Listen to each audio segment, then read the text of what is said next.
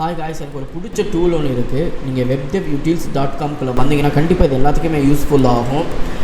கிரேடியன்ட்னு ஒன்று இருக்குது. இதுக்குள்ளே கிரேடியன்ட்குள்ளே வந்தீங்கன்னா நம்ம மல்டிப்பிள் கலர் பேக்ரவுண்ட்ஸ் வேணுங்கிறவங்க இதை யூஸ் பண்ணிக்கலாம். ஸோ இதில் ரேடியல், லீனியர், இந்த டிகிரிஸ் சேஞ்ச் பண்ணிக்கலாம், கலர் சேஞ்ச் பண்ணிக்கலாம். நமக்கு கலர் வேணும்னா நம்மளுக்கு எந்த கலர் வேணுமோ அந்த கலரை நம்மளால் மாற்றிக்க முடியும்.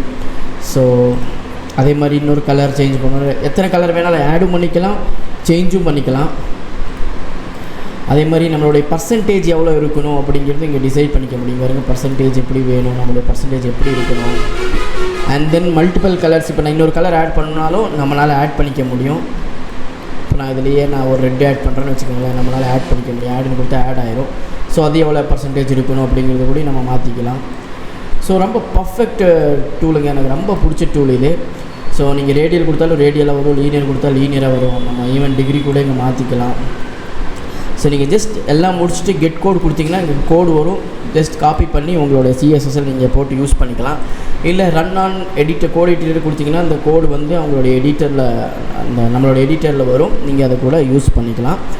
ஸோ நல்லா பிடிச்ச டூல். கண்டிப்பாக இதை ட்ரை பண்ணி பாருங்கள், உங்களுக்கு யூஸ்ஃபுல்லாக இருக்கும். நெக்ஸ்ட் வீடியோவில் சந்திக்கிறேன். பாய்.